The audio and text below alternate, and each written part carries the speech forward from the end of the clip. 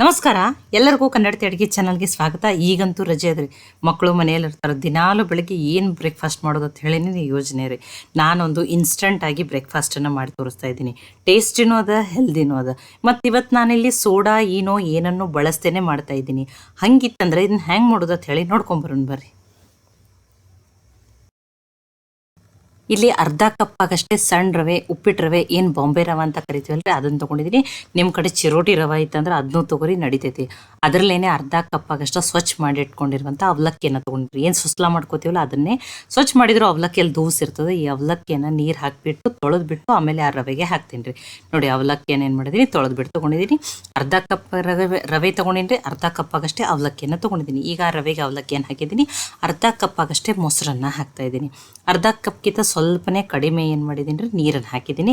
ಈಗ ಯಾವುದೇ ರೀತಿ ಗಂಟು ಇರಲಾರ್ದಂಗೆ ನೀಟಾಗಿ ಮಿಕ್ಸ್ ಮಾಡಿ ತೊಗೋತೀನಿ ನೋಡಿರಿ. ನೋಡಿ, ಎಲ್ಲನೂ ನೀಟಾಗಿ ಮಿಕ್ಸ್ ಆಗ್ಯದ. ಹಾಕಿರುವ ರವೆ ನೆನೆಲ್ರಿ, ಮುಚ್ಚಿ ಒಂದು 10 ನಿಮಿಷ ತನಕ ಸೈಡಿಗೆ ಇಡ್ತೀನಿ. ಈಗ ಪ್ಯಾನ್ಗೆ ನಾನಿಲ್ಲಿ ಸಣ್ಣ ಸ್ಪೂನ್ದಿಂದಾನೆ 1 ಸ್ಪೂನಾಗಷ್ಟೇ ಎಣ್ಣೆಯನ್ನು ಹಾಕ್ತಾಯಿದ್ದೀನಿ. ಎಣ್ಣೆ ಕಾಯ್ದ್ಮೇಲೆ ಒಂದು ಅರ್ಧ ಸ್ಪೂನಾಗಷ್ಟೇ ಉದ್ದಿನಬೇಳೆ, ಅರ್ಧ ಸ್ಪೂನಾಗಷ್ಟೇ ಕಡಲೆಬೇಳೆ, ಅರ್ಧ ಸ್ಪೂನಾಗಷ್ಟೇ ಜೀರಿಗೆಯನ್ನು ಹಾಕ್ತಾಯಿದ್ದೀನಿ. ಈಗ ಉದ್ದಿನಬೇಳೆ, ಕಡಲೆಬೇಳೆ, ಆ ಜೀರಿಗೆನೇ ಫ್ರೈ ಮಾಡಿಬಿಟ್ಟು ತೊಗೊಳ್ಳೋಣ. ನೋಡಿ, ಉದ್ದಿನಬೇಳೆ ಕಡಲೆಬೇಳೆ ಲೈಟಾಗಿ ಕಲರ್ ಚೇಂಜ್ ಆಗಬೇಕು. ಇಲ್ಲಿ 1 ಮೆಣಸಿನ್ಕಾಯಿನ ಸಣ್ಣದಾಗಿ ಕಟ್ ಮಾಡಿ ಹಾಕ್ತಾಯಿದ್ದೀನಿ. ಫ್ರೆಶ್ ಆಗಿರೋ ಕರಿಬೇವು ಸೊಪ್ಪಿದ್ರೆ ಹಾಕಿ ಸಣ್ಣದಾಗಿ ಕಟ್ ಮಾಡಿ, ಟೇಸ್ಟ್ ತುಂಬಾ ಚೆನ್ನಾಗಿ ಬರ್ತದೆ. ಮಕ್ಕಳಿಗೆ ಮಾಡ್ತಿದ್ರಂದ್ರೆ ನೀವು ಹಸಿ ಮೆಣಸಿನ್ಕಾಯಿನ ಇಲ್ಲಿ ಸ್ಕಿಪ್ನು ಮಾಡ್ಬೋದು. ಇಲ್ಲಿ 1 ಕ್ಯಾಪ್ಸಿಕಮನ್ನು ಸಣ್ಣದಾಗಿ ಕಟ್ ಮಾಡಿ ಹಾಕ್ತಾಯಿದ್ದೀನಿ. ನೀವು ಬೀನ್ಸ್ ಏನಾದರೂ ಹಾಕ್ಬೋದು, ಕ್ಯಾರೆಟನ್ನು ತುರಿದ್ಬಿಟ್ಟು ಹಾಕ್ಬೋದು, ಟೊಮ್ಯಾಟೋನ ಬೀಜ ತೆಗೆದುಬಿಟ್ಟು ಕಟ್ ಮಾಡಿ ಹಾಕ್ತಾಯಿದ್ದೀನಿ. ವೆಜಿಟೇಬಲ್ ಕ್ವಾಂಟಿಟಿ ನೀವು ಹೆಚ್ಚು ಕಡಿಮೆನೂ ಮಾಡ್ಬೋದು, ಅಥವಾ ನಿಮಗೆ ತರಕಾರಿ ಇಷ್ಟ ಆಗ್ತಾವಲ್ಲ ಅದನ್ನು ಹಾಕ್ಕೋಬೋದು ನೋಡಿರಿ. ನೋಡಿ, ನಾನಿಲ್ಲಿ ಕ್ಯಾರೆಟು, ಕ್ಯಾಪ್ಸಿಕಮ್ ಮತ್ತು ಟೊಮ್ಯಾಟೋನ ಹಾಕಿದ್ದೀನಿ. ಹೈ ಫ್ಲೇಮ್ದಲ್ಲಿಟ್ಟು 1 ನಿಮಿಷ ಆಗಷ್ಟೇ ಬೇಯಿಸ್ಬಿಟ್ಟು ತೊಗೊಂಡೀನಿ ರೀ. ನಾನು ಗ್ಯಾಸನ್ನು ಆಫ್ ಮಾಡಿದ್ದೀನಿ. ಈಗ ಒಂದು ಸ್ವಲ್ಪ ತಾರ್ಲಿ ರೀ, ಇದನ್ನು ಆಮೇಲೆ ಯೂಸ್ ಮಾಡ್ತೀನಿ. ನಾನಿಲ್ಲಿ 2 ಮೀಡಿಯಮ್ ಸೈಜದ್ದು ಈರುಳ್ಳಿಯನ್ನು ತೊಗೊಂಡು ಸ್ವಲ್ಪ ಮೀಡಿಯಮ್ ಆಗಿಯೇ ಕಟ್ ಮಾಡಿಬಿಟ್ಟು ತೊಗೊಂಡೀನಿ ನೋಡಿರಿ. ಇದಕ್ಕೆ ನಾನಿಲ್ಲಿ ಏನು ಮಾಡ್ತಾಯಿದ್ದೀನಿ, ಸ್ವಲ್ಪ ಕೊತ್ತಂಬರಿ ಸೊಪ್ಪನ್ನು ಹಾಕ್ತಾಯಿದ್ದೀನಿ. ಒಂದು ಅರ್ಧ ಸ್ಪೂನ್ ಆಗಷ್ಟೇ ರೆಡ್ ಚಿಲ್ಲಿ ಫ್ಲೆಕ್ಸ್ ಇಲ್ಲಾಂದ್ರೆ ನೀವು ರೆಡ್ ಚಿಲ್ಲಿ ಪೌಡ್ರ್ ಹಾಕೋರಿ. 1/4 ಟೀ ಸ್ಪೂನ್ ಆಗಷ್ಟೇ ಚಾಟ್ ಮಸಾಲ, 1/4 ಟೀ ಸ್ಪೂನ್ ಆಗಷ್ಟೇ ಧನಿಯಾ ಪೌಡ್ರು, 1/4 ಟೀ ಸ್ಪೂನ್ ಆಗಷ್ಟೇ ಜೀರಿಗೆ ಪುಡಿ ಹಾಕ್ತಾಯಿದ್ದೀನಿ. ಇದು ಹುರಿದಿರುವ ಜೀರಿಗೆ ಪುಡಿ. ಇಲ್ಲ ನಿಮ್ಮ ಫ್ಲೇವರ್ ಇಷ್ಟ ಅಂದರೆ ಇಲ್ಲಿ ಮ್ಯಾಗಿ ಮ್ಯಾಜಿಕ್ ಮಸಾಲನೂ ಒಂದು ಅರ್ಧ ಸ್ಪೂನ್ ಆಗಷ್ಟೇ ಹಾಕ್ಬೋದು, ನಡೀತೈತೆ. ಅದನ್ನು ಮಿಕ್ಸ್ ಮಾಡಿ ಸೈಡಿಗೆ ಇಟ್ಟಿನ್ರಿ. ಹಾಕಿರುವ ರವೆ ನೆನೆದದ್ದು ನೋಡಿರಿ, ಮತ್ತು ಗಟ್ಟಿಯಾಗಿದ್ರಿ ಇದು. ಈಗ ಇದನ್ನು ಏನು ಮಾಡ್ತೀನಿ ರೀ, ಮಿಕ್ಸಿ ಜಾರಿಗೆ ಹಾಕೋತಾ ಇದ್ದೀನಿ. ನೋಡಿ, ಅದು ಕ್ಲಿಪ್ ರೆಕಾರ್ಡು 16:9 ರೆಕಾರ್ಡ್ ಆಗಬೇಕಾಗಿತ್ತು ರೀ. ಅದು ಏನಾಗೈತಿ, ರೇಷೋ ಚೇಂಜ್ ಆಗೈತೆ ನೋಡಿರಿ. ನೋಡಿ, ಮಿಕ್ಸಿ ಜಾರಿಗೆ ಹಾಕಿಬಿಟ್ಟು ಇಲ್ಲಿ ಇನ್ನೊಂದು 4-5 ಸ್ಪೂನ್ ಆಗಷ್ಟು ನೀರನ್ನು ಹಾಕಿಬಿಟ್ಟು ನುಣ್ಣಗೆ ರುಬ್ಕೊಂಡು ತೊಗೋತೀನಿ ನೋಡಿರಿ. ನೋಡಿ, ಆ ಈರುಳ್ಳಿ ಎಲ್ಲನೂ ನಾನು ಇನ್ನೂವರೆಗೆ ಉಪ್ಪು ಹಾಕಿಲ್ಲ ರೀ. ಉಪ್ಪು ಹಾಕಿರೋ ಬೇಗನೆ ನೀರು ಬಿಡ್ತದೆ, ಅದಕ್ಕೆ ಅದನ್ನು ಉಪ್ಪು ಹಾಕದೇ ಮಿಕ್ಸ್ ಮಾಡಿ ತೊಗೊಂಡಿದ್ದೀನಿ. ಈಗ ಇದನ್ನು ನುಣ್ಣಗೆ ರುಬ್ಕೊಂಡು ತೊಗೊಂಡಿನಿ ರೀ. ಆ ನೆನೆಸಿರುವ ಪಾತ್ರೆಯಲ್ಲೇ ಹಾಕ್ತಾಯಿದ್ದೀನಿ. ತುಂಬ ನೀರು ಹಾಕಿ ರುಬ್ಬಬೇಡ್ರಿ, ಇದು ಮೀಡಿಯಮ್ ಆಗಿರ್ಬೇಕು. ತುಂಬ ತೆಳುವೂ ಇರಬಾರ್ದು, ತುಂಬ ಗಟ್ಟಿ ಇರಬಾರ್ದು. ಅದಕ್ಕೆ ನೀವು ಒಂದು 3-4 ಸ್ಪೂನ್ ಆಗಷ್ಟೇ ನೀರನ್ನು ಹಾಕಿಬಿಟ್ಟು ರುಬ್ಬಿಬಿಟ್ಟು ತೊಗೋರಿ. ನೋಡಿ, ಈಗ ತರಕಾರಿಗಳನ್ನೆಲ್ಲ ಏನು ಬೇಯಿಸಿಟ್ಟಿದ್ದಲ್ಲ ಅದನ್ನು ಹಾಕ್ತಾಯಿದ್ದೀನಿ ನೋಡಿ. ಖಾರ ನೀವು ನೋಡಿಬಿಟ್ಟು ಹಾಕೋರಿ, ಅಥವಾ ಮೆಣಸಿನ್ಕಾಯಿ ಮಕ್ಕಳಿಗೆ ಇಷ್ಟ ಇಲ್ಲ ಅಂದ್ರೆ ಅದನ್ನು ಸ್ಕಿಪ್ನು ಮಾಡ್ಬೋದು. ರುಚಿಗೆ ತಕ್ಕಷ್ಟು ಉಪ್ಪನ್ನು ಹಾಕ್ತಾಯಿದ್ದೀನಿ. ಈಗ ಇದನ್ನು ಮಿಕ್ಸ್ ಮಾಡಿಬಿಟ್ಟು ಇದನ್ನು ಒಂದೇ ಡೈರೆಕ್ಷನ್ದಾಗ ತಿರುಗಿಸ್ಬಿಟ್ಟು ನೋಡಿ, ಇದನ್ನು ಮಿಕ್ಸ್ ಮಾಡ್ಕೋಬೇಕು ರೀ. ಆವಾಗ ಹಿಟ್ಟು ಏನಾಗ್ತದೆ, ಆಗ್ತದೆ ನೋಡಿರಿ, ಏನು ಫ್ಲಫಿ ಆಗ್ತದೆ ಅಂತಾರಲ್ಲ. ಯಾಕಂದ್ರೆ ನಾನಿಲ್ಲಿ ಸೋಡಾ ಏನನ್ನು ಬಳಸ್ತೇನೆ ಮಾಡ್ತಾಯಿದ್ದೀನಿ. ಒಂದು 2 ನಿಮಿಷ ಒಂದೇ ಡೈರೆಕ್ಷನ್ದಾಗ ಈ ರೀತಿ ನೀಟಾಗಿ ಮಿಕ್ಸ್ ಮಾಡ್ಕೊರಿ. ನೋಡಿ, ಈ ರೀತಿಯೇ ಇರ್ಬೇಕು ನೋಡಿರಿ. ಹಿಟ್ಟು ತುಂಬ ಗಟ್ಟಿನೂ ಅಲ್ಲ, ತುಂಬ ತೆಳುವೂ ಅಲ್ಲ. ಮತ್ತು ನಿಮಗೆ ಯಾವ ವೆಜಿಟೇಬಲ್ಸ್ ಇಷ್ಟ ಅದನ್ನು ಹಾಕೋಬೋದು. ಇನ್ನೊಂದು ಸ್ವಲ್ಪನೇ ಇಲ್ಲಿ ಕೊತ್ತಂಬರಿ ಸೊಪ್ಪನ್ನು ಹಾಕಿಬಿಟ್ಟು ಮಿಕ್ಸ್ ಮಾಡ್ಕೊಂಡೇನಿ ನೋಡಿರಿ. ನೋಡಿ, ಎಲ್ಲನೂ ಏನಾಗೈತಿ, ಈಗ ಹಿಟ್ಟು ರೆಡಿ ಆಗಿದೆ. ಪ್ಯಾನನ್ನು ಆಲ್ರೆಡಿ ಕಾಯ್ಲಿಕ್ಕೆ ಇಟ್ಟಿದ್ದೀನಿ ನೋಡಿ. ಈಗ ಮಾಡೋ ಮುಂದೆ ಇದಕ್ಕೆ ಲಾಸ್ಟಿಗೆ ಉಪ್ಪನ್ನು ಹಾಕಿಬಿಟ್ಟು ಮಿಕ್ಸ್ ಮಾಡ್ಕೊಂಡೇನಿ ನೋಡಿರಿ. ಫಸ್ಟನೇ ನೀವು ಈರುಳ್ಳಿ ಜೊತೆನೇ ಉಪ್ಪನ್ನು ಹಾಕಿಬಿಟ್ರೆ ಇದು ನೀರು ಬಿಟ್ಟುಬಿಡ್ತದೆ.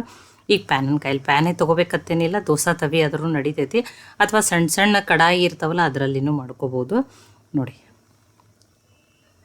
ಈ ರೀತಿ ಇದನ್ನು ಇದೇ ರೀತಿಯೂ ನೀವು ಇಷ್ಟನೇ ಹಾಕ್ಕೊಂಡ್ಬಿಟ್ಟು ಮಾಡ್ಬೋದು. ಆದರೆ ಇದು ಏನು ಈರುಳ್ಳಿ ಮಿಕ್ಸ್ ಮಾಡಿನಲ್ರಿ, ಈ ರೀತಿ ಮೇಲ್ಗಡೆ ಉತ್ತಪ್ಪ ಥರ ಹಾಕೊಂಡ್ರೆ ತಿನ್ನೋ ಮುಂದೆ ಈರುಳ್ಳಿ ಕ್ರಿಸ್ಪಿ ಒಂದು ಸ್ವಲ್ಪನೇ ಬೇದಿರ್ತದೆ, ಲೈಟಾಗಿ ಕ್ರಿಸ್ಪಿದು ಟೇಸ್ಟ್ ತುಂಬಾ ಚೆನ್ನಾಗಿ ಬರ್ತದೆ. ಹಿಟ್ಟು ಒಳಗಡೆ ಹಾಕೋದಕ್ಕಿಂತ ಈ ರೀತಿ ಮೇಲ್ಗಡೆ ಉತ್ತಪ್ಪ ಥರ, ಆನಿಯನ್ ಉತ್ತಪ್ಪ ಥರ ಹಾಕಿಬಿಟ್ಟು ಬೇಯಿಸ್ಕೊಂಡ್ಬಿಟ್ರೆ ತಿಂದರೆ ಟೇಸ್ಟ್ ತುಂಬಾ ಚೆನ್ನಾಗಿರ್ತದೆ ನೋಡಿರಿ.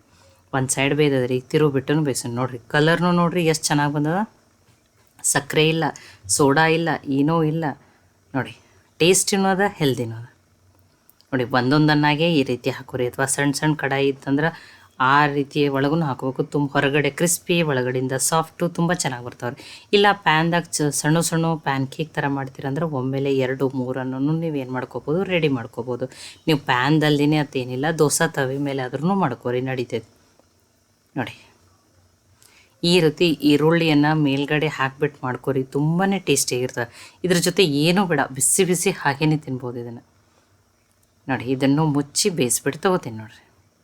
ಸ್ವಲ್ಪನೇ ಮುಚ್ಚಿ ಮೀಡಿಯಮ್ ಫ್ಲೇಮ್ದಲ್ಲಿ ಇಟ್ಟನೆ ಒಂದು ಅರ್ಧ ನಿಮಿಷಗಷ್ಟು ಬೇಯಿಸ್ಕೊಂಡ್ರೆ ಸಾಕು ನೋಡಿ. ಕಲರ್ನು ನೋಡಿ ಎಷ್ಟು ಚೆನ್ನಾಗಿ ಬಂದೈತಿ, ಟೇಸ್ಟಿನೂ ಅದ, ಹೆಲ್ದಿನೂ ಅದ ನೋಡಿ. ಎರಡೂ ರೀತಿ ಮಾಡಿ ತೋರಿಸೀನಿ. ನಿಮಗೆ ಯಾವ ರೀತಿ ಈಸಿ ಆಗ್ತೈತಿ ಅಥವಾ ಬೇಗನೆ ಯಾವ್ದು ಆಗ್ತೈತಿಲ್ಲ ಅದನ್ನು ಮಾಡ್ಕೊರಿ ನೋಡಿ. ಇದನ್ನು ನಾನು ಏನು ಮಾಡ್ತಾಯಿದ್ದೀನಿ ಇವತ್ತು, ಶೇಂಗಾ ಚಟ್ನಿ ಪುಡಿ ಜೊತೆ ಸರ್ವ್ ಮಾಡ್ತಾಯಿದ್ದೀನಿ ನೋಡಿ. ಸಮೀಪದಿಂದನೂ ತೋರಿಸ್ತೀನಿ. ನೀವು ಕಾಯಿ ಚಟ್ನಿ ಜೊತೆ, ನಿಮ್ಮ ಕಾಯಿ ಚಟ್ನಿ ಇಷ್ಟ ಅಂದ್ರೆ ಕಾಯಿ ಚಟ್ನಿ, ಈರುಳ್ಳಿ ಟೊಮೆಟೊ ಚಟ್ನಿ ಜೊತೆನೂ ಮಾಡ್ಬೋದು.